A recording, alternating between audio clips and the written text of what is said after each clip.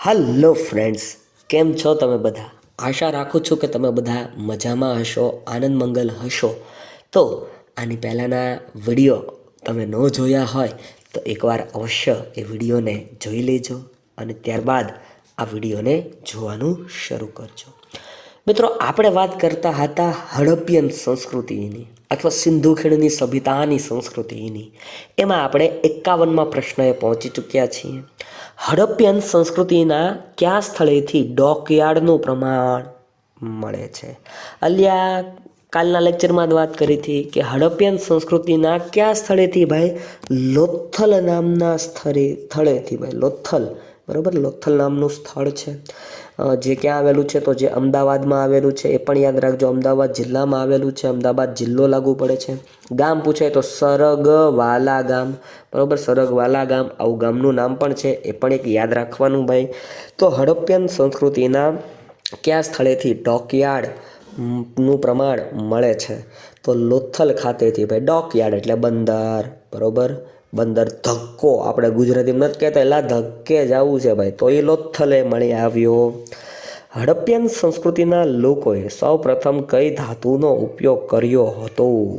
તો ભાઈ હડપ્પિયન સંસ્કૃતિના લોકોએ સૌ પ્રથમવાર ફર્સ્ટ ટાઈમ એક ધાતુનો ઉપયોગ કર્યો હતો અને એ ધાતુ ભાઈ લોખંડ નહીં પણ તાંબુ હતું. કયું હતું ભાઈ? તાંબુ. સૌ પ્રથમ એ લોકોએ શેનો ઉપયોગ કર્યો? તો તાંબાની ધાતુનો ઉપયોગ કરેલો છે. ભારતની સંસ્કૃતિ કઈ નદીના કાંઠે વિકસી હતી? તો ભારતની જે સંસ્કૃતિ છે એ બે નદીના કાંઠે વિકસી હતી, પારંગી હતી, વિકાસ પામી હતી. તો એ નદી કઈ છે ભાઈ? સિંધુ અને રાવી નદી. કઈ નદી ભાઈ? સિંધુ, બરાબર, સિંધુ નદી. અને કઈ નદી કીધી? રાવી નદીના કિનારે તે શું કરી હતી? તો ભાઈ પાંગરી હતી. હડપ્પિયન સંસ્કૃતિમાં મળી આવેલા નગરો પૈકી કયા નગરનું આયોજન શ્રેષ્ઠ હતું? તો ભાઈ હડપ્પિયન સંસ્કૃતિમાં આમ તો ઘણા બધા નગરો મળી આવ્યા છે, અથવા સિંધુ ખીણની સંસ્કૃતિમાં ઘણા બધા નગરોના અવશેષો મળી આવ્યા છે. પણ જો કોઈ નગરનું આયોજન હોય તો શ્રેષ્ઠ આયોજન એ કયા નગરનું હતું? મોહેન્જો દાડો, બરાબર, મોહેન્જો દડો ભાઈ. આની ઉપર તો ઋતિક રોશને પિક્ચર પણ બનાવી દીધું છે ભાઈ. તો આ મોહેન્જો દડો નગરનું આયોજન શ્રેષ્ઠ માનવામાં આવે છે, કારણ કે ત્યાં ભૂગર્ભ ગટર યોજના લઈ લો, ત્યારબાદ રસ્તાઓની લંબાઈ પહોળાઈ લઈ લો, મકાનોની બનાવવાની જે પેટર્ન છે એ લઈ લો, એટલે ઘણી બધી એવી ભાઈ આયોજનપૂર્વક કરવામાં આવેલી વાત હતી. તમે જો મોહેન્જો દડો પિક્ચર જુઓ ને તો ભાઈ તમને બધી માહિતી મળે હો વાલા મિત્રો. તો એ પણ સમય હોય તો જોઈ લેવાનું, પણ અત્યારે સમય છે તમારી પાસે તૈયારી કરવાનો, તો તૈયારી કરી લો, મહેનત કરી લો. સફળતા એ જિંદગીની હસ્તરેખામાં નથી હોતી, ચણાયેલી ઇમારત ક્યારેય એના નકશામાં નથી હોતી. એટલે યાદ રાખજો ભાઈ, મહેનત કરશો તો બધું મળશે. રસ્તાની બાજુમાં રાત્રિ પ્રકાશ, આપણે સ્ટ્રીટ લાઇટ હોય છે ને ભાઈ, એને રાત્રિ પ્રકાશ કહેવાય. રસ્તાની બાજુમાં રાત્રિ પ્રકાશ માટેની વ્યવસ્થા કઈ પ્રાચીન સંસ્કૃતિમાં જોવા મળે છે? તો ભાઈ મોહેન્જો દાડો, મોહેન્જો દડો ભાઈ, મોહેન્જો દડો સંસ્કૃતિમાં રાત્રિ પ્રકાશ માટેની વ્યવસ્થા જોવા મળે છે ભાઈ. તો આવા જ સવાલો પૂછાઈ શકે તમારી એક્ઝામમાં. હા, જોડકા સ્વરૂપે હોય પણ કાંઈ વાંધો નહીં, તમને વન લાઈન યાદ હશે ને તો તમે જોડકાને પણ જોડી શકશો. મોહેન્જો દડો નગરની આગવી વિશેષતા કઈ હતી? તો ભૂગર્ભ ગટર યોજના હતી. કઈ હતી ભાઈ? ભૂગર્ભ ગટર યોજના હતી. અને જેને નામ શું આપવામાં આવેલું છે? તો મોરી, આવું નામ આપવામાં આવેલું છે. શું નામ આપવામાં આવ્યું ભાઈ? મોરી, આવું નામ આપવામાં આવેલ છે. તો એ પણ એક યાદ રાખજો. આગળ વધીએ. ભારતની પ્રારંભિક રાજ્ય વ્યવસ્થા યુનિટ નંબર 4 છે. પહેલાંના સમયમાં માણસના વસવાટનું ક્ષેત્ર કે સ્થાનને શું કહેવાતું? તો મિત્રો એને જનપદ કહેવાતું. શું કહેવામાં આવતું ભાઈ? જનપદ, બરાબર. પહેલાંના સમયમાં માણસના વસવાટનું ક્ષેત્ર કે સ્થાન હોય એને શું કહેવામાં આવતું? જનપદ. મહાજનપદના સમયની રાજ્ય વ્યવસ્થા કયા બે પ્રકારની છે? તો ભાઈ મહાજનપદના સમયની રાજ્ય વ્યવસ્થા બે પ્રકારની છે. એક તો રાજતંત્ર અને એક છે ગણરાજ્ય. એક શું છે ભાઈ?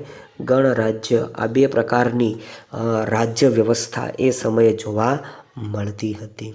મહાજનપદ સમયનું શાસન વ્યવસ્થા સમયે વારાણસી કયા નામથી ઓળખાતું હતું? તો ભાઈ એ સમયે જે વારાણસી છે એને કાશીના નામથી ઓળખવામાં આવતું હતું. કયા નામથી વાલા મિત્રો? કાશીના નામથી તેને ઓળખવામાં આવતું હતું. મહાજનપદ સમયનું શાસન વ્યવસ્થા સમયે મથુરા પાસેનો પ્રદેશ કયા નામથી ઓળખાતો? મહાજનપદના સમયની વાત છે અને મથુરા પાસેનો જે પ્રદેશ છે ને એ શૂરસેન એક રાજાના નામ ઉપરથી, શૂરસેન નામના રાજાના નામ ઉપરથી એ આખો પ્રદેશ ખૂબ જ પ્રખ્યાત થયેલો જોવા મળે છે. મહાજનપદ સમયનું શાસન વ્યવસ્થા સમયે ઉત્તર પ્રદેશ કયા નામથી ઓળખાતું? તો ભાઈ ઉત્તર પ્રદેશ છે ને એને કૌશલ્ય, બરાબર, કૌશલ અથવા કૌશલ્ય અથવા કૌશલના નામથી એને ઓળખવામાં આવતું. કોને ભાઈ? મહાજનપદ સમયની શાસન વ્યવસ્થા હતી અને એ સમયના યુપી એટલે કે ઉત્તર પ્રદેશની ચર્ચા અહીં કરવામાં આવી, એને કૌશલના નામથી ઓળખવામાં આવતું હતું. ભાઈ પહેલાં મહાજનપદ કેટલા હતા? તો 16 જેટલા મહાજનપદ હતા. કેટલા હતા ભાઈ? 16 જેટલા મહાજનપદ અસ્તિત્વ ધરાવતા હતા. મહાજનપદો કયા કાળમાં હતા? તો મહાજનપદો વૈદિક કાળમાં હતા. કયા કાળમાં ભાઈ? વૈદિક કાળમાં. વૈદિક કાળમાં શું હતા ભાઈ? મહાજનપદ અસ્તિત્વ ધરાવતા હતા. હર્યક વંશની સ્થાપના કોણે કરી હતી?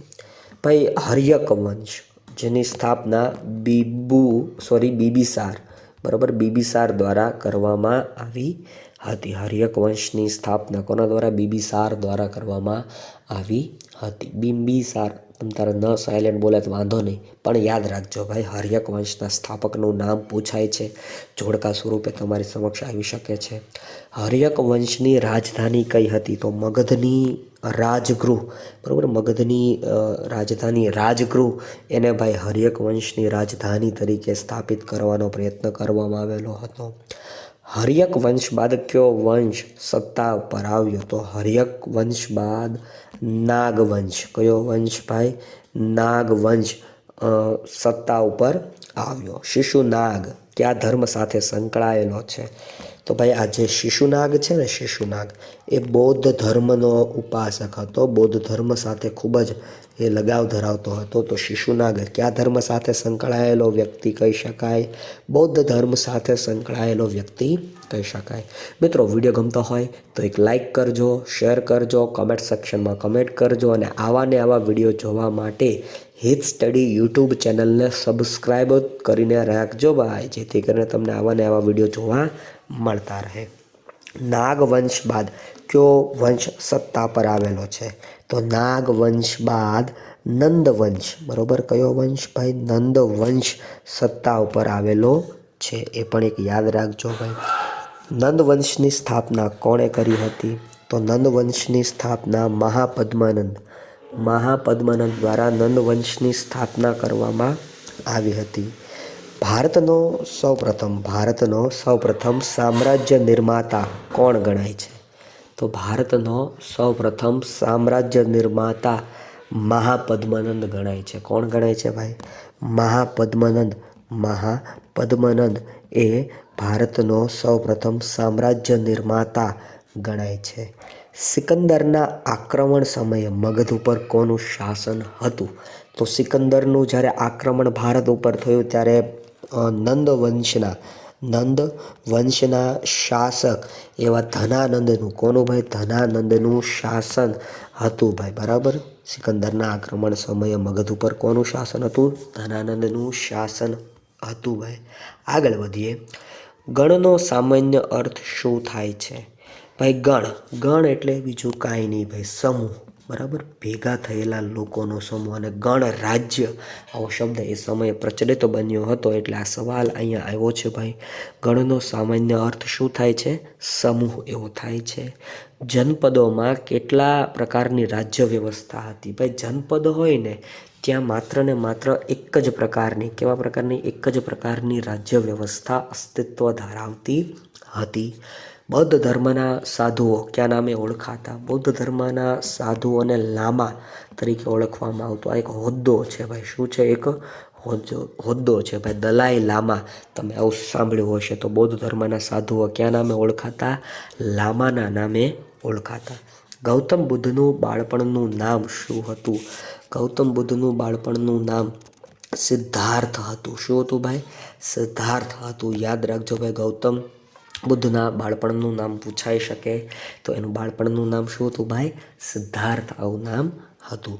તો મિત્રો, વિડીયો ગમ્યો હોય તો એક લાઈક કરી દો, શેર કરી દો, કમેન્ટ સેક્શનમાં તમારી કિંમતી કમેન્ટ્સ કરવાનું ન ભૂલતા. ફરી મળીશ નવા વિડીયોમાં. ત્યાં સુધી રજા લઉં છું. જય હિન્દ, જય ભારત, વંદે માતરમ. તમારો ખૂબ ખૂબ આભાર. તો કેસે હે આપ લોગ? કેરી મિનેટીનું ભૂત એવું લાગે. કાંઈ વાંધો નહીં, આગળ વધીએ આપણે. 76 ભાઈ, 76મો પ્રશ્ન. આની પહેલાંના આપણે પ્રશ્નો જોઈ ચૂક્યા છીએ, જેમાં આપણે સિંધુ ખીણની સંસ્કૃતિની વાત કરી, મોહેંજો-દારોની વાત કરી, ત્યારબાદ જનપદ મહાજનપદના પ્રશ્નોની ચર્ચા કરી લીધી. ગૌતમ બુદ્ધનો જન્મ ક્યાં થયો હતો? આવો સવાલ છે ભાઈ. ગૌતમ બુદ્ધનો જન્મ ક્યાં થયો હતો? તો સ્વાભાવિક છે, તમે બધા જાણો છો, ગૌતમ બુદ્ધનો જન્મ હિમાલયની તળેટીમાં આવેલું કપિલવસ્તુ નગર, બરાબર, કપિલવસ્તુ નગરી પાસે લુંબિની વન હતું. આમ સ્થળ હકીકતે લુંબિની વન, પણ એ લુંબિની વન ક્યાં સ્થિત છે, એ લુંબિની વન ક્યાં આવેલું છે, આ એની ડિટેલમાં આપેલી માહિતી છે. તો જોઈએ, હિમાલયની તળેટીમાં કપિલવસ્તુ નગરી અને ત્યાં આવેલું છે લુંબિની વનમાં ભાઈ ગૌતમ બુદ્ધનો જન્મ થયો હતો. ભાઈ, ગૌતમ બુદ્ધના લગતા પ્રશ્નો વારંવાર કોમ્પિટિટિવ એક્ઝામમાં હોય છે, તો યાદ રાખજો ભાઈ. ગૌતમ બુદ્ધના માતા પિતાનું નામ જણાવો. અલ્યા, આ જોડકામાં જ પૂછાતા સવાલો છે, કેમ કે હવે તમે જાણો છો જોડકાવાળી પેટર્ન થઈ ગઈ છે, અને એમાંય ખાસ કરીને ગુજરાત ગૌણ સેવા પસંદગી મંડળ હોય કે ગુજરાત પોલીસ ભરતી બોર્ડ હોય, તો હસમુખ પટેલ સાહેબ જેમાં અધ્યક્ષ હશે, ત્યાં આવી જોડકાવાળી પેટર્ન અવશ્ય કાર્યરત હશે. તો ભાઈ, જોડકામાં પૂછાય ગૌતમ બુદ્ધના પિતાનું અને માતાનું નામ. તો પિતાનું નામ શુદ્ધોધન. શું નામ છે ભાઈ?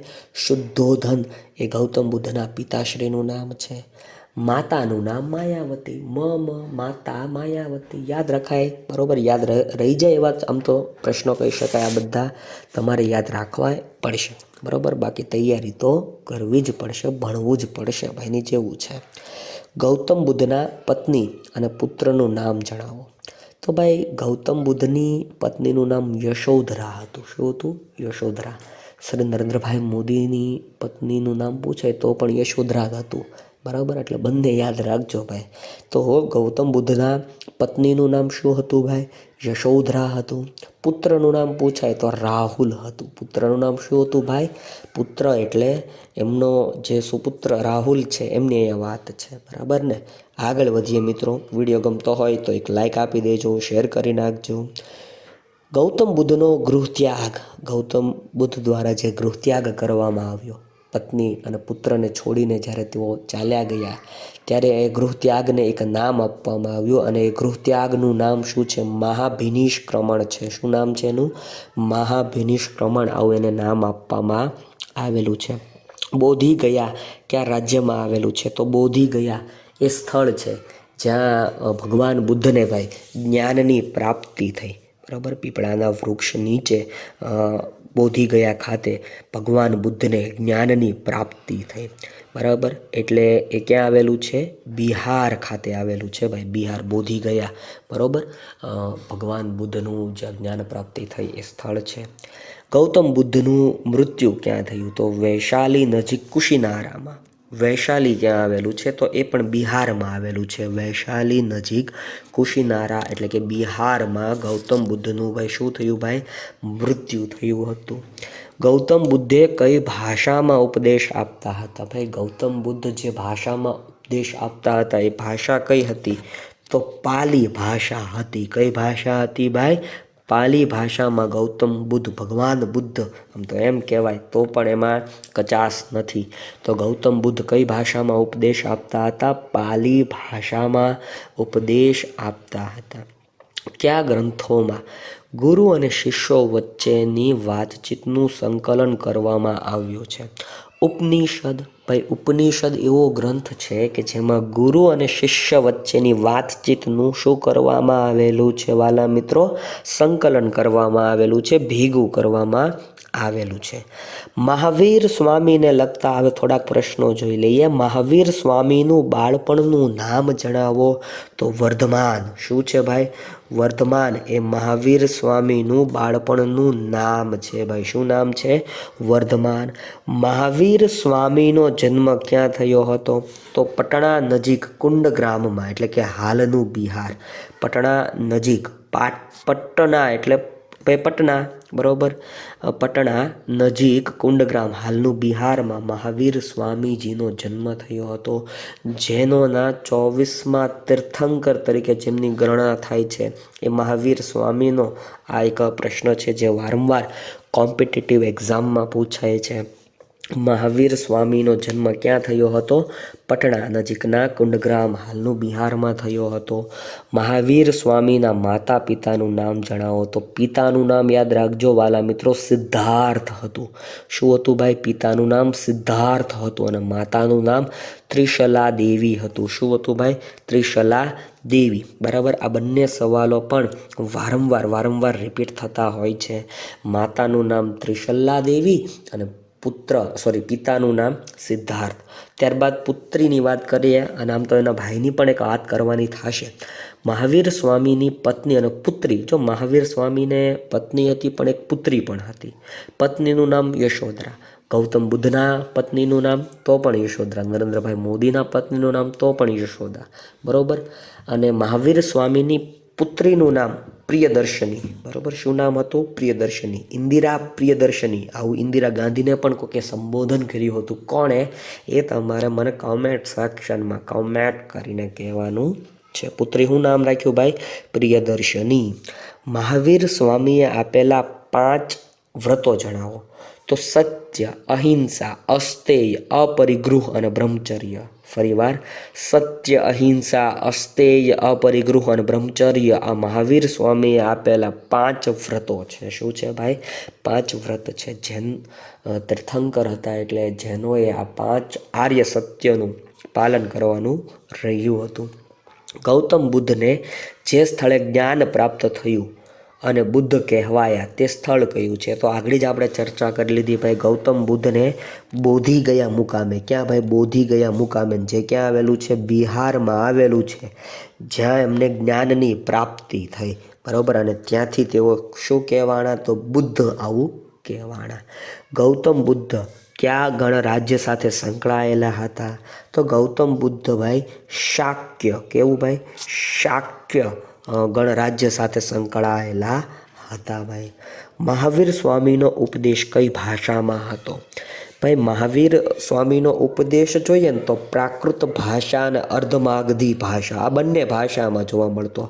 પ્રાકૃત અને અર્ધમાગધી ભાષામાં આ ઉપદેશ જોવા મળતો હતો.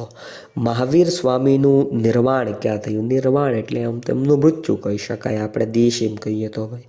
તો મહાવીર સ્વામીનું નિર્વાણ ક્યાં થયું? પાવાપુરી મુકામે. પાવાપુરી મુકામે મહાવીર સ્વામીનું ભાઈ નિર્વાણ થયું હતું. યુનિટ નંબર 6 આવી ગયું છે મૌર્ય યુગ, જેમાં ચંદ્રગુપ્ત મૌર્ય અને સમ્રાટ અશોકની ચર્ચા છે ભાઈ. અશોકનો શિલાલેખ ગુજરાતમાં ક્યાં જોવા મળે છે? તો અલ્યા તમે ભવનાથ જાઓ અને ભવનાથની તળેટીમાં, ભવનાથ, બરાબર, ભવનાથની તળેટીમાં તમે ગિરનારની તળેટી કહો કે ભવનાથની તળેટી કહો, એટલે કે જૂનાગઢમાં અશોકનો શિલાલેખ આવેલો છે. 4 જેબલ છે, બરાબર, કે તમારે થોડીક ફી ભરીને એ અશોકના શિલાલેખની મુલાકાત લેવાની હોય છે ભાઈ. મૌર્ય યુગની સ્થાપના ક્યારે થઈ? ઈસવીસન પૂર્વે 322માં. ઈસવીસન પૂર્વે 322માં કયા યુગની ભાઈ? મૌર્ય યુગની સ્થાપના થઈ. સમ્રાટ અશોકના પિતાનું નામ? તો બિંદુસાર. સમ્રાટ અશોકના પિતાનું નામ પૂછાય તો બિંદુસાર હતું. શું હતું ભાઈ? બિંદુસાર એ સમ્રાટ અશોકના પિતાનું નામ છે, બિંદુસાર. સમ્રાટ અશોકે ધર્મના પ્રચાર માટે કોને? સિલોન. એટલે સિલોન એટલે શું? ફરીવાર વાત કરે સિલોન, એવું સિલોન એટલે કાંઈ નહીં ભાઈ, શ્રીલંકા, રાવણની લંકા શ્રીલંકા ભાઈ. તો સમ્રાટ અશોકે ધર્મના પ્રચાર માટે કોને સિલોન મોકલ્યા? પુત્રનું નામ યાદ રાખજો મહેન્દ્ર, અને પુત્રીનું નામ યાદ રાખજો સંઘમિત્રા. આ બંનેને ક્યાં મોકલ્યા ભાઈ? શ્રીલંકા સિલોન ખાતે મોકલ્યા, અને કીધું કે ભાઈ તમે ભગવાન બુદ્ધ એટલે કે બૌદ્ધ ધર્મનો પ્રચાર કરો ભાઈ. પ્રાચીન સમયમાં ઓરિસ્સા ક્યાં નામે ઓળખાતું હતું? તો કલિંગ. કલિંગનું યુદ્ધ થયું હતું, બરાબર. સમ્રાટ અશોક દ્વારા કલિંગનું યુદ્ધ થયું હતું ભાઈ, જે એના માટે એના જીવનની પરિવર્તનની એક ઘટના કહી શકાય. સમ્રાટ અશોક કયા બૌદ્ધ સાધુના ઉપદેશથી ધર્મ ઉપદેશક બન્યા હતા? તો ઉપગુપ્તના કહેવાથી. કોના કહેવાથી ભાઈ? ઉપગુપ્તના કહેવાથી સમ્રાટ અશોક એ બૌદ્ધ ધર્મના ઉપદેશક બન્યા હતા. મૌર્ય સામ્રાજ્યની રાજધાની કઈ હતી? તો ભાઈ મૌર્ય સામ્રાજ્યની રાજધાની પાટલીપુત્ર હતી. કઈ હતી ભાઈ? પાટલીપુત્ર હતી. ચંદ્રગુપ્ત મૌર્યને મગધ સામ્રાજ્યની સ્થાપના માટે કોણે મદદ કરી હતી? તો ચાણક્ય કયો, વિષ્ણુગુપ્ત કયો, કૌટિલ્ય કયો, બરાબર. ચાણક્ય ઋષિના પુત્ર ચાણક્ય. તો ચંદ્રગુપ્ત મૌર્યને મગધ સામ્રાજ્યની સ્થાપના માટે કોણે મદદ કરી હતી ભાઈ? ચાણક્યએ મદદ કરી હતી. વિડીયો ગમતો હોય તો એક લાઇક આપી દો, કમેન્ટ સેક્શનમાં કમેન્ટ કરી નાખો, અને આવા નવા વિડીયો જોવા માટે હિત સ્ટડી યુટ્યુબ ચેનલને સબસ્ક્રાઈબ કરીને રાખો વાલા મિત્રો.